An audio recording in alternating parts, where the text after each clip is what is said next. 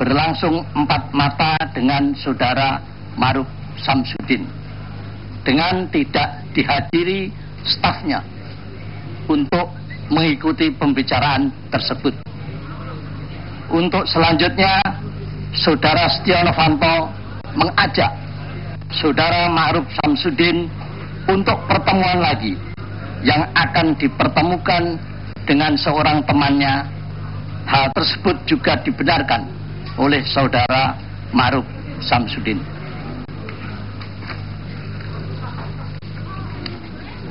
Yang kedua, pandangan dari aspek persidangan selama ini.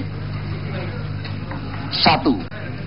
Sidang telah membahas pemanggilan saudara Muhammad Risa Khalid yang telah berada di luar negeri untuk kemungkinan dapat hadir dalam waktu cepat atau tidak, dengan tanpa jaminan kepastian waktu untuk bisa hadir.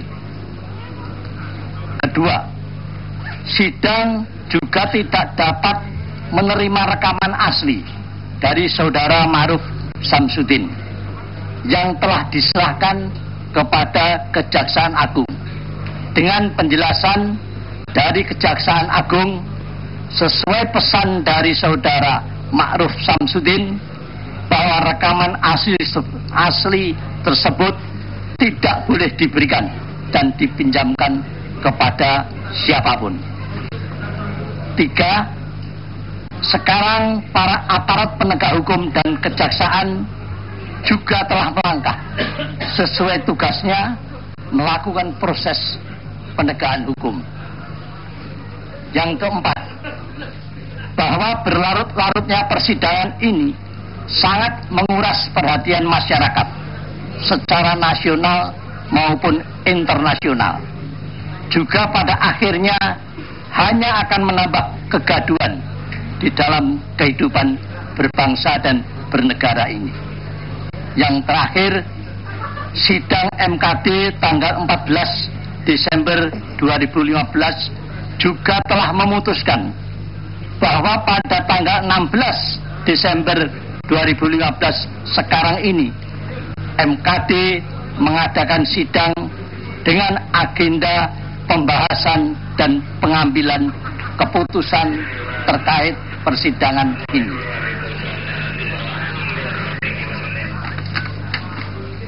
Yang ketiga, aspek etika dan hukum hampir sama dengan yang disampaikan oleh pendahulu bicara tadi. Melihat dari pasal 2 ayat 1 dan ayat 2 tentang kepentingan umum, anggota dalam setiap tindakan harus mengutamakan kepentingan bangsa dan negara daripada kepentingan pribadi seseorang atau golongan. Anggota bertanggung jawab mengemban amanat rakyat, melaksanakan tugasnya secara adil, mematuhi hukum, menghormati keberadaan lembaga legislatif, dan mempergunakan fungsi tugas dan wewenang yang diberikan kepadanya. Pasal 3 ayat 1, 2, 4, dan 5 tentang integritas. Ayat 1, anggota harus menghindari perilaku tidak pantas atau tidak patut yang dapat merendahkan citra dan kehormatan DPR, baik di dalam gedung DPR maupun di luar gedung DPR, menurut pandangan etika dan norma yang berlaku dalam masyarakat. Ayat 2, anggota sebagai wakil rakyat memiliki pembatasan pribadi di dalam bersikap, bertindak, dan berperilaku. Ayat 4, anggota harus menjaga nama baik dan kewibawaan DPR. Ayat 5, anggota dilarang meminta dan menerima pemberian atau hadiah selain dari apa yang berhak diterimanya sesuai dengan ketentuan peraturan perundang-undangan. Pasal 4 ayat 2 tentang hubungan dengan mitra kerja. Ayat 1, anggota harus bersikap profesional dalam melakukan hubungan dengan mitra kerja. Ayat 2, anggota dilarang melakukan hubungan dengan mitra kerjanya untuk maksud tertentu yang mengandung potensi korupsi, kolusi, dan nepotisme. Pasal 6 ayat 4 tentang keterbukaan dan konflik kepentingan. Ayat 4, anggota dilarang menggunakan jabatannya untuk mencari kemudahan dan keuntungan pribadi, keluarga, sanak famili, dan golongan. Anggota yang mulia, bahwa berdasarkan penjelasan tersebut dapat dinilai telah terjadi pelanggaran kode etik yang dilakukan oleh Saudara Setio Novanto sebagai seorang pimpinan lembaga negara, yakni Ketua Dewan Perwakilan Rakyat. Terkait pelanggaran yang dilakukan ini, Saudara Setio Novanto dapat dikenakan pelanggaran sedang karena yang bersangkutan sudah pernah mendapat sanksi pelanggaran ringan sebelumnya. Demikian pandangan ini saya sampaikan kepada Yang Mulia pimpinan dan anggota MKD terhadap kasus pelanggaran kode etik Ketua DPR RI. Wabillahi taufik wal hidayah. Wassalamualaikum warahmatullahi wabarakatuh. Guntur Sasono, anggota MKD, anggota DPR, nomor anggota 436. Terima kasih. Terima kasih Yang Mulia Pak Guntur. Silakan menyerahkan teks pendapatnya, teks asli setelah ditandatangani. Berikutnya dipersilahkan yang terhormat Yang Mulia Ibu Risa Mariska. Dipersilakan. Terima kasih Yang Mulia. Izinkan saya menyampaikan pendapat anggota Mahkamah Kehormatan Dewan terkait dengan perkara dugaan pelanggaran etik yang dilakukan oleh Saudara Setia Novanto selaku pimpinan DPR RI. Assalamualaikum warahmatullahi wabarakatuh. Salam sejahtera bagi kita semua. Pertama-tama marilah kita panjatkan puji dan syukur karena kehadirat Allah Subhanahu wa taala yang senantiasa memberikan berkah dan karunia-Nya kepada kita sehingga hari ini kita dapat melaksanakan sidang Majelis Kehormatan Dewan untuk menyampaikan pendapat terkait dugaan pelanggaran kode etik yang dilakukan oleh yang terhormat Saudara Setia Novanto.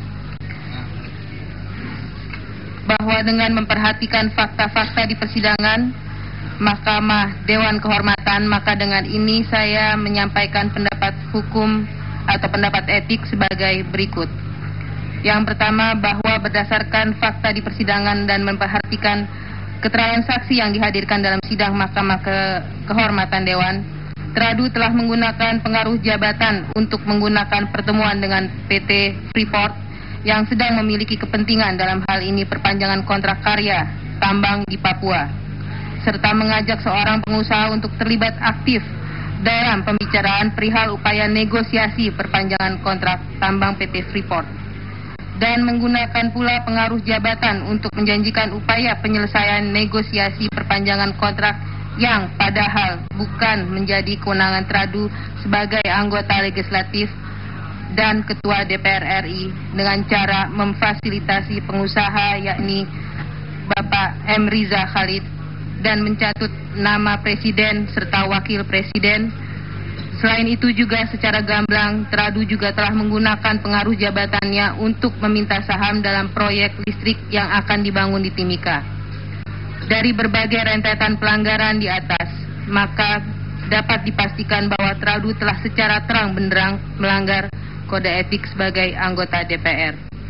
Perbuatan teradu tersebut telah bertentangan dengan ketentuan pasal 3 ayat 1 Peraturan DPR RI nomor 1 tahun 2015 tentang kode etik.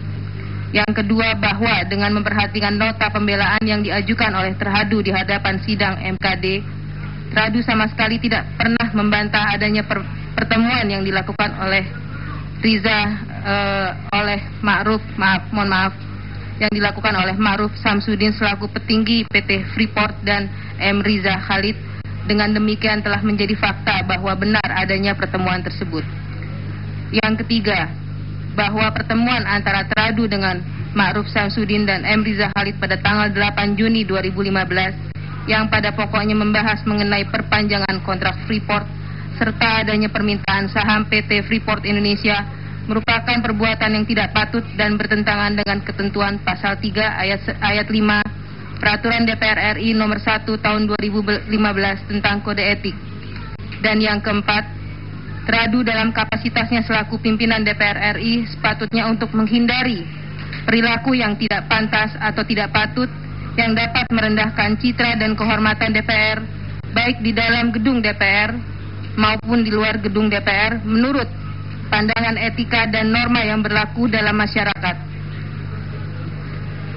Dengan demikian, pertemuan antara Teradu dengan Ma'ruf Samsudin dan M. Riza Khalid merupakan perbuatan yang tidak patut dan merendahkan citra serta kehormatan DPR.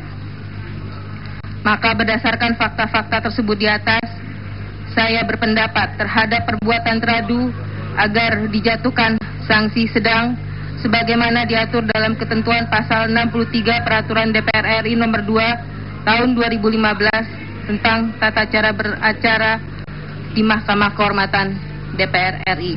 Demikian yang bisa saya sampaikan dalam pendapat etik ini dibacakan oleh saya, Risa Mariska, nomor anggota A159. Terima kasih. Terima kasih Yang Mulia Bu Risa Mariska. Silakan teks aslinya diserahkan ke meja pimpinan. Berikutnya saya persilakan Yang Mulia Bapak Dr. Dimyati Nata Kusuma.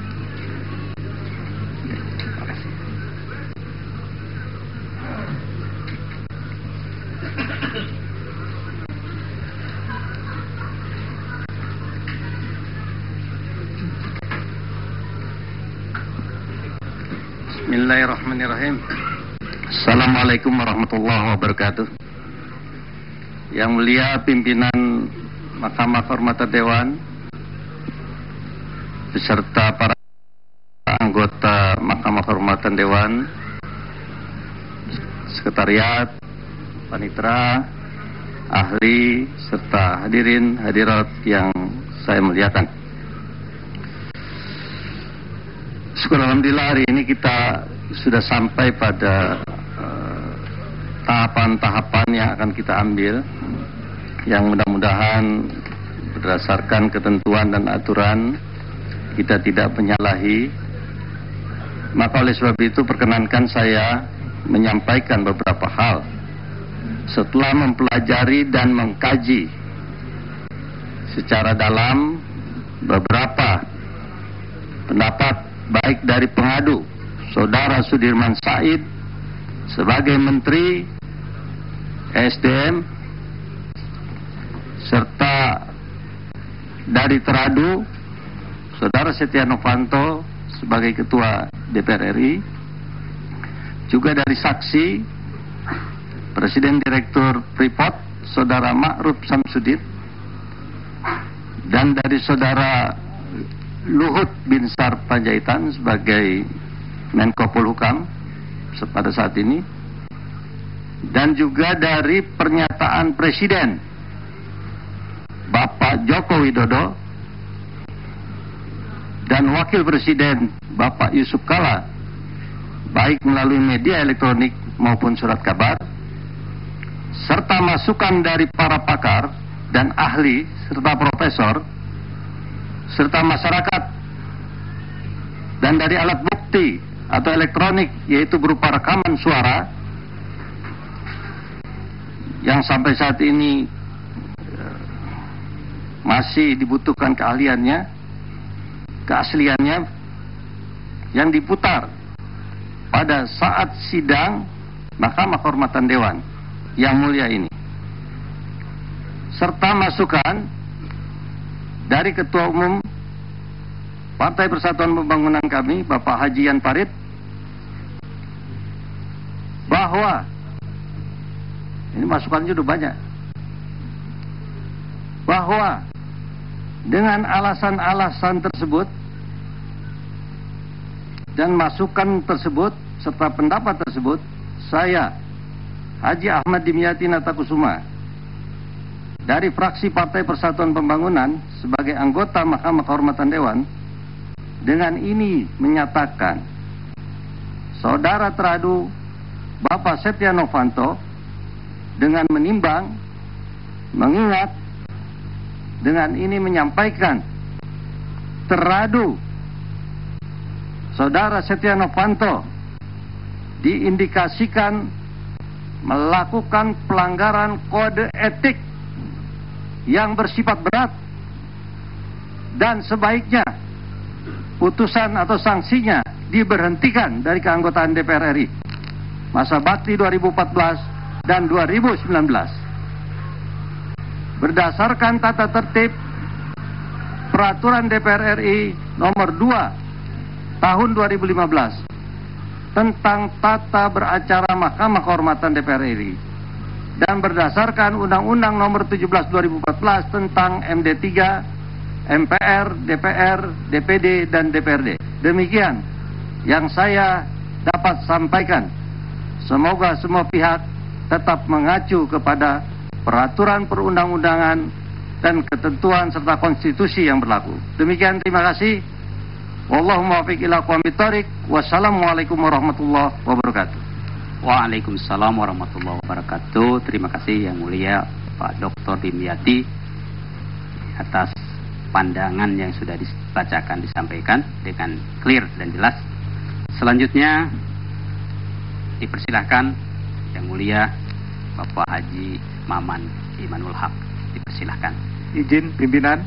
Ya. Izin sebentar. Silakan. Sebelum dimulai, kita kan kemarin wakil dari PKB kan dan dari Nasdem masih Pak Acep dan Pak Akbar Faisal.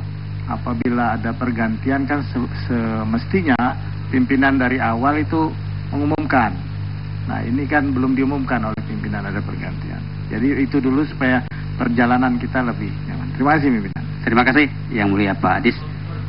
Jadi ada surat menyurat hari ini, pertama dari fraksi PKB, kedua dari fraksi Partai Nasdem, yaitu tentang penggantian ya anggota MKD yang mewakili fraksi tersebut. Dari fraksi PKB yaitu dari Saudara Haji Acep Adang Ruhiyat A50 digantikan oleh Haji Maman Imanul Haq A48 ya. Berdiri Pak Iman. Masa. Adapun dari fraksi Partai Nasdem Yang Mulia semulanya adalah Pak Akbar Faisal, nomor anggota A33 digantikan oleh Bapak Victor Bungtilu Lais Kodat. Silakan berdiri Pak. Ya, ini surat menyurat belum 100% karena kita masih menunggu surat dari pimpinan DPR. Namun demikian, pimpinan mempersilahkan untuk membacakan pandangannya sampai nanti selesai surat dari pimpinan DPR baru akan masukkan sebagai keputusan begitu. Oleh karenanya diharapkan dari fraksi terkait juga memproses atau mendorong agar surat ini sore ini bisa turun begitu. Baik. Dipersilahkan Pak Iman. Pimpinan sebentar. Ya, silakan. Ya. Jadi membacakan saja. Nanti keputusannya nunggu. Oh, gitu. Ya, baik. Terima kasih pimpinan. Ya. Masih. Pimpinan. Ya. Baik, silakan. Sebentar. Dalam pengalaman. Ini belum giliran ya? Sebentar, saya interupsi. Interupsi, silakan. Ini. Dalam perjalanan kita dalam hidup dalam parlemen ini, MKD merupakan alat kelengkapan Dewan. Dan pergantian alat kelengkapan Dewan itu dilakukan oleh sifatnya pemberaturan kepada pimpinan DPR oleh pimpinan fraksi. Tidak perlu menuju persetujuan. Karena yang berhak menarik atau menempatkan itu adalah fraksi. Jadi tidak perlu. Saya mempunyai kewenangan di sini menyampaikan pendapat dan itu harus dinilai sebagai hak dari fraksi Nasdem. Terima kasih. Ya, pemirsa sejauh ini sudah ada 4 dari anggota Mahkamah Kehormatan Dewan yang sudah menyampaikan pendapatnya. Antara lain dari Partai Demokrat, dari Zal Basir, mengatakan ada pelanggaran etik sedang terhadap Setia Novanto. Kemudian dari Guntur Sasono, Partai Demokrat, berpendapat ada pelanggaran sedang. Risa Mariska dari PDI Perjuangan menyatakan pendapatnya ada pelanggaran sedang, dan Dimyati Natakusama dalam pendapatnya itu dari Partai Persatuan Pembangunan menyatakan ada pelanggaran berat terhadap Setia Novanto. Kita akan masih mengikuti jalannya sidang Mahkamah Kehormatan Dewan usai pariwara berikut ini.